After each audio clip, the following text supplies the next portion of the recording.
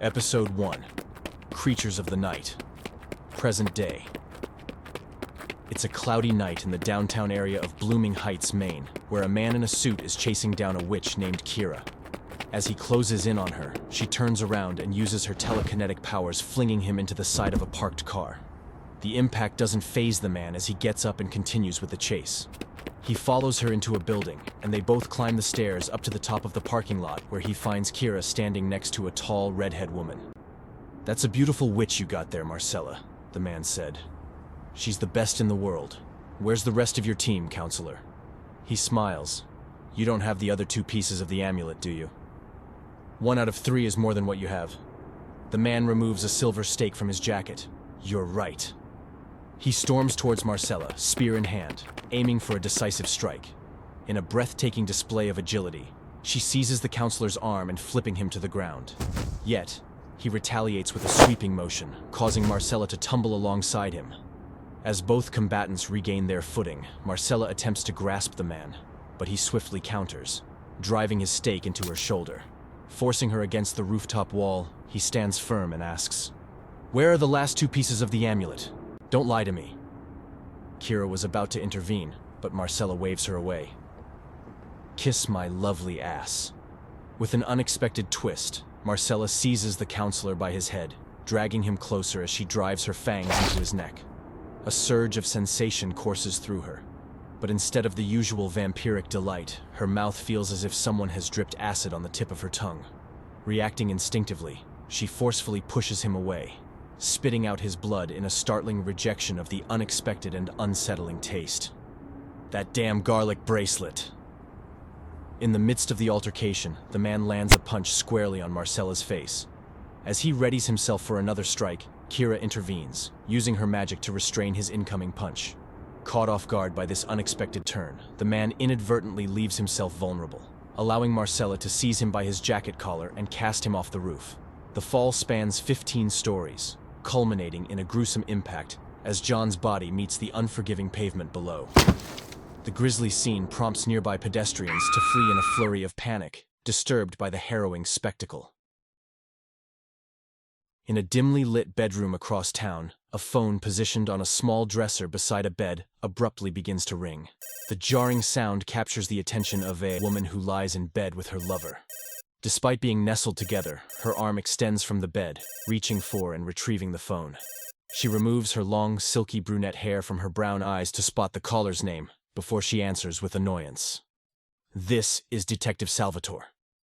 The man on the phone responds, "Wake up, Alexa. We have a case." "Okay, I'll be there." "Don't forget coffee," he commanded. "Sure." Alexa hangs up the phone and climbs out of her bed wearing nothing but a black bra and panties on her way to shower.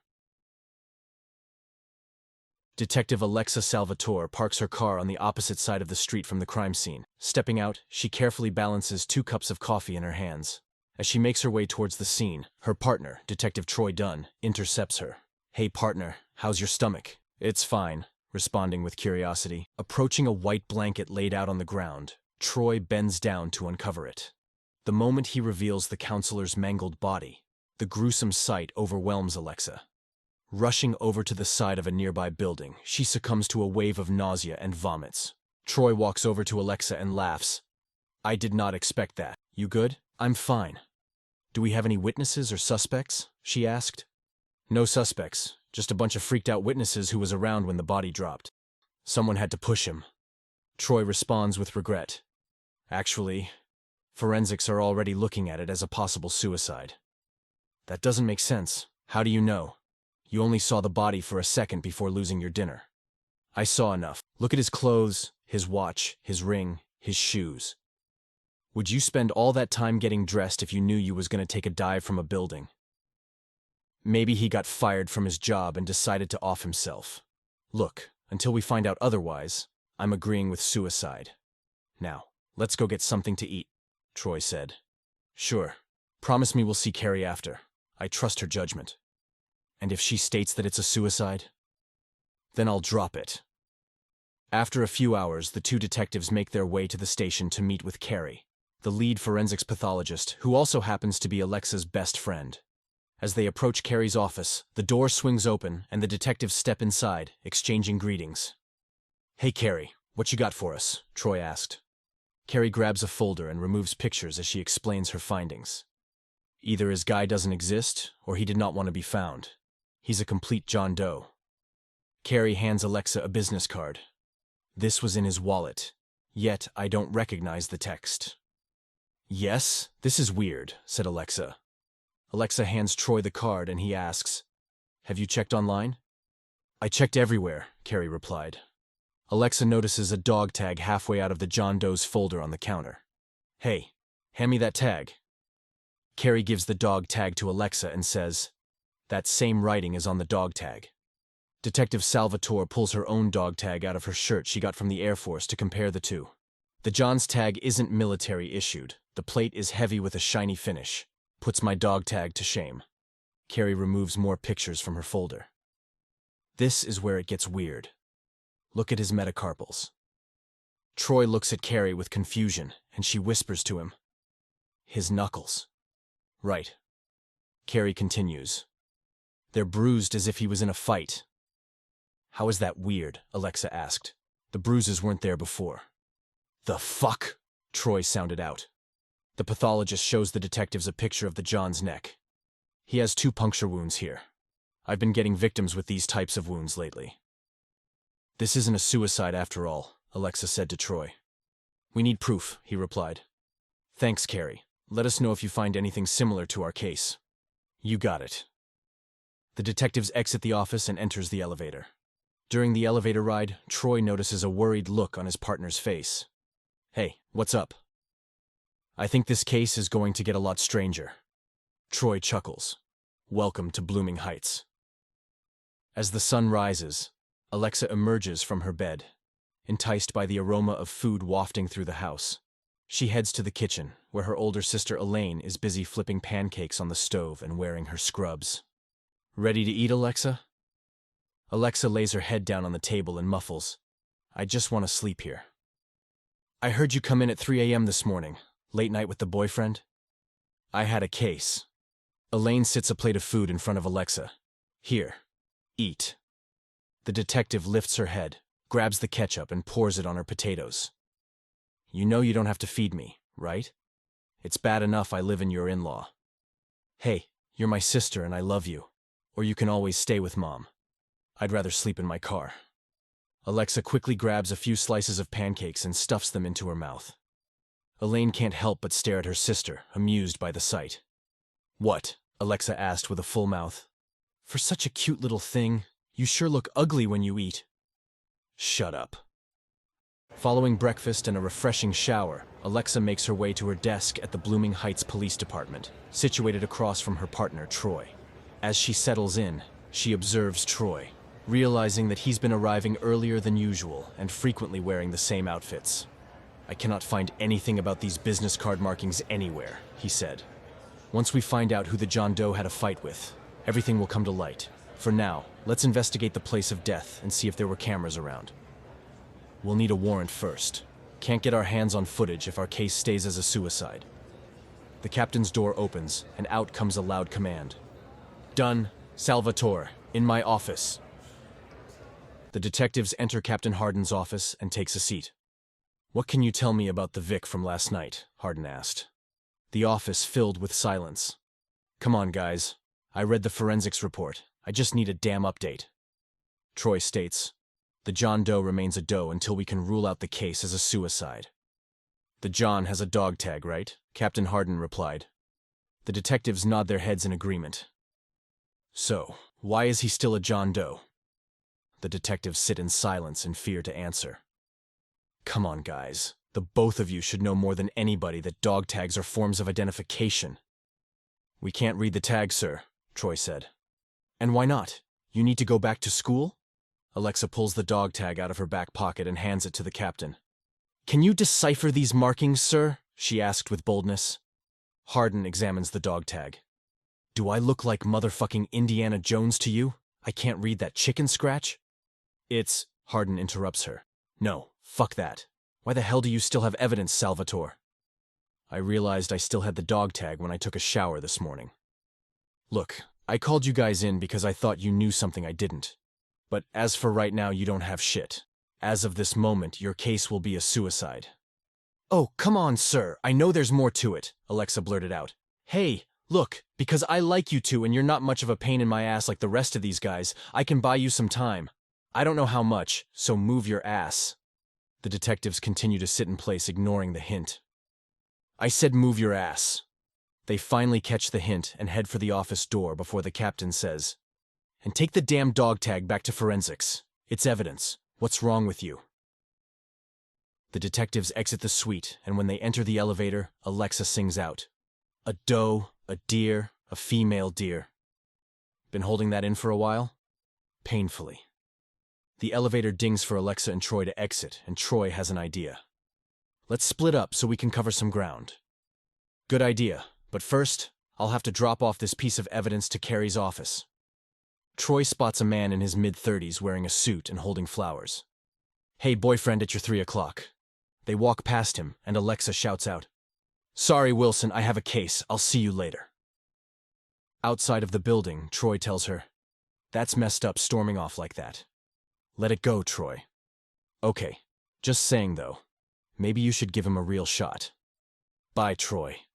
Alexa walks the other way towards her car. Upon reaching the forensics office, Alexa finds a note on Carrie's door, indicating she'll be back shortly. Noticing the door is unlocked, she decides to place the tag on Carrie's desk. Retrieving the tag from her jacket pocket, Alexa turns the knob again and is startled to discover a man in a black hoodie and dark blue jeans rummaging through the office.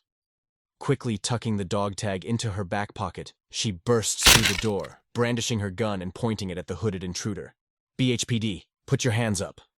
The man freezes and put his hands up. Back up to me slowly, she commanded.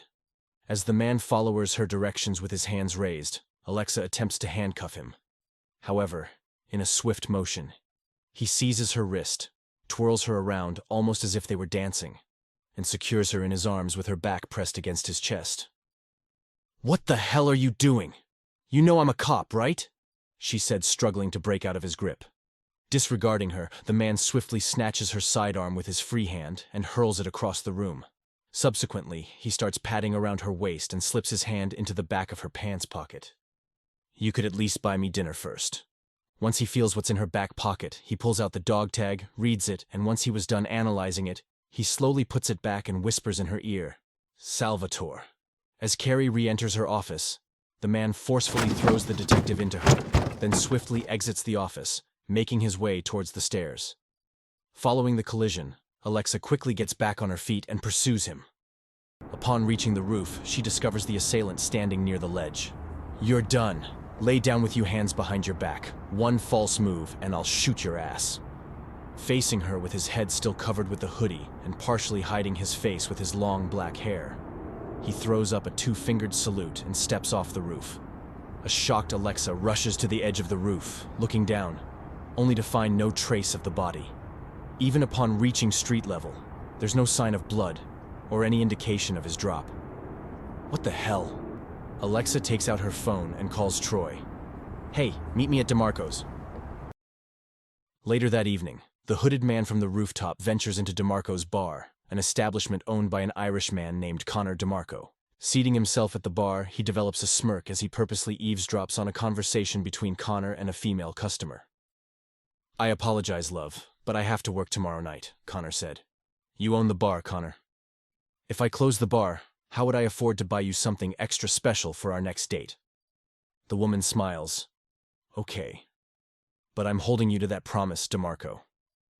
You have my number, love. As soon as the woman walks out of the bar, the man in the hood sits closer to Connor, mocking him. Great comeback. If I close the bar, blah blah, love, blah blah. Well, at least she was hot, right? I didn't like her feet, Connor said. I'm sure you've seen worse. She's a bloody pterodactyl, mate. With a tone of seriousness, the hooded man says, the dead agent was John. John Richards? Bloody hell, Connor said as he pours himself a drink. From the report, he became a snack before getting thrown from the roof. I guess the vampire didn't appreciate the test of garlic. God, I love those magic bracelets. There are 2 more pieces of the amulet out there. What are you gonna do? We'll just have to see. You uncle must stay in hell, brother, said Connor, handing the hooded man a can of Sprite. Don't worry. I plan on keeping him there. They both give each other a toast to the memory of Agent John Richards, and the hooded man mentions, "Oh, by the way, I ran into—" He notices Alexa entering the bar. Never mind. Alexa strides up to the bar, takes off her black leather jacket, and settles onto a stool a short distance from the hooded man. Connor approaches Alexa, wipes down her side of the bar, and asks, "Catch any killers today, detective?" Not yet, but it's still early. Connor opens a beer and passes it to her. Alexa can't help but notice the can of Sprite in front of the hooded man. Hey, who goes into a bar and buys a Sprite? The guy tilts his head but doesn't fully look her way with his response. It's my favorite, plus I don't drink. Alexa's detective instincts continue to take over. You seem new around here. What's your name? The man smiles, grabs his Sprite and heads towards the door. But before he leaves, he tells her, "Here's a deal. If we run into each other again, I'll tell you my name. Deal?" She plays along. Deal. The man exits the bar with Troy rushing through, almost bumping into him. "Hey Connor, just a beer, please." "You got it, mate." An excited Troy has a seat next to Alexa. "Okay, out with it. What you find?" Alexa explained what happened between her and the hooded man at the forensics lab, and Troy utters with shock. "So, he starts groping you." "Yeah, like a sick fuck." "Well, partner, wait until we catch that bastard." "Well, what else is crazy is that he can read the dog tag." "Come again?" "He can read the dog tag." "Holy shit. So you think the John and this hooded guy work together?" "I don't know. It was something about him." "Yeah, he's a creeper. Not just that, but he knew my name." Troy sits in silence until he hears what happens next. "He said Salvatore right before he threw me into Carrie." "Wait, Carrie was there? Did she get hurt?" "She's fine." "Okay, we gonna get this guy." Alexa continues. "So, I chase him up to the roof, and he's there with nowhere to go." Filled with excitement, Troy interrupts. "And then you arrest his ass." "No, that's when he jumps." Troy grips his beer and slowly places it on the counter. "What do you mean he jumped?" "He stops, give me a salute, and then takes flight," she explained, demonstrating the motion with her hand as if mimicking a plane. "No, come on, you're lying." "Nope, that's an 18-story jump." "I know." Troy still can't believe his ears. "Wow, so he jumped?" "Like Batman." "Connor, I'm gonna need a double." But when I ran to the street to see if there was a corpse, it was clear. Not even a drop of blood. "Well, we have a suspect, and apparently it's our own neighborhood Spider-Man," Troy joked, "which turns into a homicide." "A motherfucking homicide," Troy said after giving each other a toast. As they exit the bar, Alexa becomes aware that it's late, and she starts to worry about Troy's well-being at home, considering the recurrence of his wearing the same outfits. "I hope your wife doesn't give you shit from coming home late." "I can come home with all of the gold in the world and she'll still run her mouth." "But you guys are doing well, right?" "All good, Alexa," Troy said, walking to the driver's side of his car. "You need a ride?" "Nah, it's a nice night. I'll walk." Troy looks up at the sky. It's dark as hell out here. As Alexa takes pleasure in the illuminated scenery while walking through downtown Blooming Heights, she becomes aware that 3 guys have been trailing her for the past 2 blocks. To outmaneuver them, she decides to turn into an alleyway and conceals herself behind a dumpster. Once all 3 guys pass by, she retrieves her badge and signals for their attention. "Police, stop right there." Ignoring the badge, the guys proceed to circle her. Just as Alexa reaches for her gun, the first guy seizes her from behind, causing her to drop her badge. In the midst of the struggle, he receives a swift elbow strike to the nose, causing him to stumble back. Guy number 2 attempts a punch, but Alexa adeptly deflects it before retaliating with a forceful blow to the face, followed by a crushing kick to the chin, sending him sprawling to the ground. As guy number 2 hits the pavement, the third guy's eyes transform into an ominous black hue, and he reveals his fangs, unmistakably indicating his vampiric nature. Stunned by the sudden transformation, Alexa finds herself caught off guard as the vampire delivers a hard boot to her chest, dropping her to the ground. Seizing the opportunity, he yanks her up by her hair, attempting to sink his sharp teeth into her neck with a feral intensity. During the struggle, Alexa fearlessly pushes against his head, desperate to ward off the impending bite resembling that of a rabid animal. The tension peaks, but a sudden twist disrupts the confrontation as Alexa is unexpectedly sprayed in the face with blood. A stake, propelled with precision, pierces through the vampire's right eye, saving Alexa from the unfortunate fate that loomed moments before. Released from the vampire's grip, Alexa is momentarily free. In a dramatic turn of events, the hooded man from the bar strides purposefully toward the vampire. With a determined move, he extracts the stake from the creature's eye and swiftly thrusts it into its heart. "What the hell was that?" yelled Alexa, her voice tinged with shock and disbelief. Facing Alexa and the hooded man, the other two vampires position themselves for attack. "Okay, Salvatore, whatever you do, don't hold back."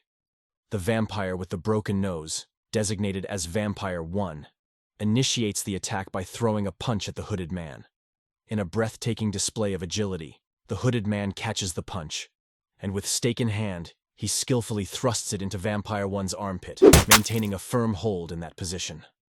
"Why are you guys attacking her? You know the rules," he expressed with authority. The monster growls at him. "No more rules. No one will stop the Reaper." The hooded figure deftly retrieves the stake from the vampire's armpit and thrusts it into the creature's heart. In an instant, the vampire succumbs to the fatal blow, leaving behind traces of ash.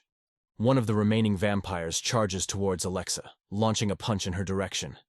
Evading the strike, she ducks and retaliates with a powerful kick to the chest, propelling the vampire into a collision with the nearby garbage dumpster. Undeterred, he rises once more, only to be met with a second airborne journey as Alexa sends him flying against the unforgiving surface of the dumpster for the second time.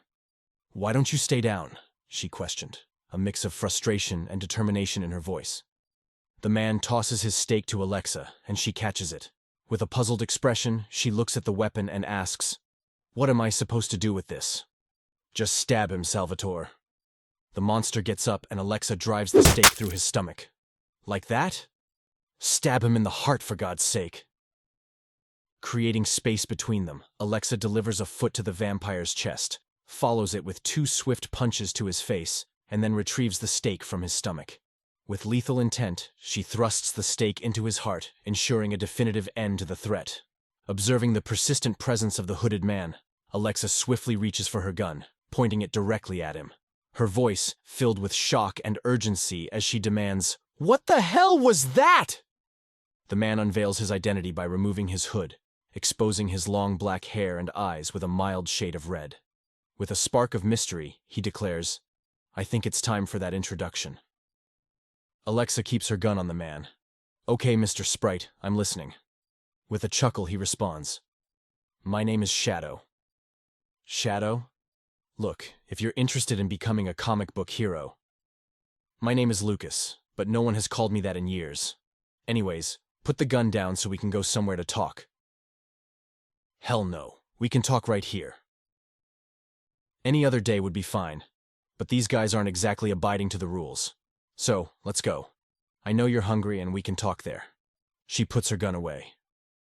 "Fine, but after that, I'll be turning you in for questioning."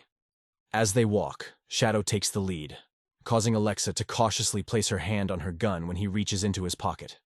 To her surprise, he pulls out a pack of gum and offers her some, but she kindly refuses.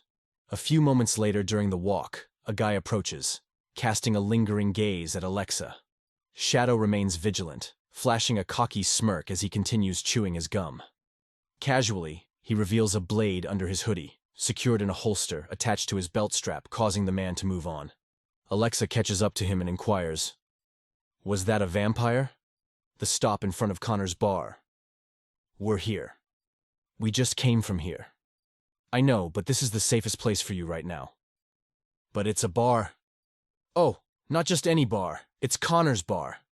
Upon entering, Alexa and Shadow switch the sign from open to closed. They then make their way to the bar counter, where a spread of food is already laid out for them. "Go ahead, fries and a burger on the house," Shadow said. "What the hell is going on?" she asked with caution. "Stop playing detective for a while and relax, Salvatore." Connor places a beer and Sprite on the counter next to Alexa. "Are you in on this, Connor?" Alexa asked. "Just eat your food, Alexa," Shadow commanded. I don't trust it. Shadow grabs a few fries off Alexa's plate. Trust us now? As Alexa gazes at the fries, Shadow suddenly clutches his chest and starts coughing. Before she knew it, Shadow collapses to the floor, prompting Alexa to rush to his side, immediately tending to him. Connor, call 911 now, she shouted in a panic. Cleaning a glass behind the bar, Connor puts an end to Shadow's antics. All right, that's enough. You're scaring her. Shadow opens his eyes and bursts into laughter. Oh my God, you scared the shit out of me, Alexa exclaims, punching him in the arm before making her way to the door. Hey, where are you doing? Shadow asked. I'm leaving. Oh, and I hope you don't have any plans leaving town because as soon as I get a warrant, I'm bringing you in. Shadow replies with all seriousness. If you want to know what happened to the agent, you'll come back and eat your food. She stops at the door and turns towards Shadow. I knew you were the one who broke into the forensics office. Tell me everything you know, and I just might let you off with a warning, she demanded with anger. Shadow employs a hand gesture, indicating for Alexa to take a seat. She complies, settling on a stool beside him and indulging in a fry. As she chews, Shadow begins to chuckle, amused by Alexa's eating mannerisms. She stops chewing and asks, What? You eat weird. Shut up. He continues to tease her. It's cute, like, your eyes get bigger with every bite. It's 1 a.m., Shadow. Fine. Shadow takes a sip of his Sprite and explains. Okay, so the world as you know it is full of creatures like humans, cats, dogs, fish, zebras, and unicorns, right? Unicorns? Yes, unicorns Salvatore. Now keep up. Shadow continues. Well, what you don't know about the world are the creatures of the night. She laughs. Okay, so who are these creatures of the night? You saw them earlier. They all look as human as you do. Hell, they can be as simple as a bartender. Alexa shifts her gaze toward Connor, closely observing as his pupils undergo a startling transformation, turning a shade of blue. Startled, she swiftly jumps out of her chair, grabs her gun and points directly at him in a moment of alarm. What the hell is that? That right there, detective, is the eyes of a lichen with a difficult past. You mean a werewolf? Connor responds, Are you shitting me? We don't need a full moon to cause chaos. Demonstrating her keen observation skills, Alexa reacts with caution and fear. Wait, you didn't say they look like us humans? She states, expressing a newfound concern. She sees Shadow's eyes turn a bright red and aims the gun at him. Fuck, what the hell are you? I'm a vampire, but in my case, I'm a creature of the day and night. Now put the gun down, you're scaring my customers, Connor said. She slowly holsters her pistol and sits back down, while Shadow continues to explain everything to her. In order for you to understand the shit that has been brought to your life, you must listen. We're in a shadow war behind a truce between a vampire organization called the Order and a band of superhumans called the Council who protects humans from the supernatural. Connor and I work for them. But you two aren't human, Alexa stated. The Council is an equal opportunity employer. Plus, I'm part human, if that makes you feel any better. Connor, on the other hand, is an uber wolf, the bloodiest of bloodhounds, the master of terror. Put a can in it, Shadow, said Connor. Anyways, he's part of a lichen clan called the Crescent Circle. They aid the Council when needed, but since we're in a truce, Connor cannot attack a vampire and vice versa. So now I have to watch my back? Alexa asked. Yes. But before you get all trigger-happy and kill every creature in sight, you'll have to watch out for roamers. And who are they? They're supernatural beings that aren't part of the war nor affiliated with a faction. They just want to live their lives. Fine. But what does this have to do with my case? 2 holes in the neck? So a vampire killed the John? That sounds about right, Connor said. So, the John got bit by a vampire and thrown from a roof? Shadow utters with annoyance. Why do you keep calling him the John? His name is just John, as in John Richards. It's John Doe because no one knows his identity. Alexa catches his name. Wait. You know the deceased? How? Were you there? I couldn't find his body, so I read his dog tag, remember? Yeah, how could I forget? Wait. That means you can decipher the language, she displayed. I can. Unfortunately, with a lot of practice. But if you're born with the superhuman gene, you can read it. So it's inherited? Yes. Or if you're touched by the gods. Alexa feels relieved. Now she can take this information back to her partner. Thank you for the info. So what's you guys' story? Connor here is like my uncle. His dad and I were best mates, Connor stated. Were? So did your dad die? Alexa asked. Yeah, what was it now? Around 500 years ago? Wow, you don't look a day over 21. Shadow chuckles. Okay, you better get going. Connor hands Alexa a bag and she opens it. Silver bullets, a Glock, and a pokey thingy. You'll need that. Oh, and watch out for my deranged aunt, Marcella. She's a tall redhead. You can't miss her. Why? We believe she might have killed John. Why? Because she's trying to break my uncle out of prison. Well, I'm a cop. Which prison? I'll let them know. Shadow bursts into laughter, and with a discerning look from him, Alexa comes to the realization that everything may not be as it seems. Never mind, I'm out. On her way to the door, she says, Remember, no leaving the state, you're mine now. Just do me a favor. Keep everything you know about the supernatural to yourself. My captain would take my badge.